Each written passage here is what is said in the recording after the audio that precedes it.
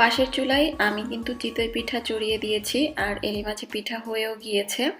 আর এই পিঠার রেসিপিটা আমি কয়েকদিন আগেই আমার চ্যানেলে আপলোড করেছি, লিঙ্কটা ডিসক্রিপশন বক্সে দেওয়া থাকবে, আপনারা অবশ্যই পিঠার রেসিপিটা দেখে নেবেন।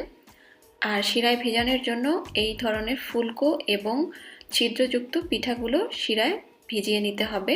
তো শিরাটাও কিন্তু গরম থাকবে আর পিঠাগুলো গরম থাকবে, কোনোভাবেই যেন কোনোটা ঠান্ডা না থাকে, দুটোই গরম থাকতে হবে। তো এক সাইড দিয়ে শিরাটা করে রাখতে হবে, অন্য সাইড দিয়ে পিঠা হয়ে গেলে ফুলকো পিঠাগুলো শিরার মধ্যে একে একে দিয়ে দিতে হবে। তো আমি শিরার মধ্যে পিঠা দিয়ে দেওয়ার পরে ঢাকনা দিয়ে ঢেকে দিলাম, এবং পিঠা দেওয়ার পরে অবশ্যই ঢেকে দিতে হবে যাতে করে গরম যে ভাবটা সেটা সরে না যায়।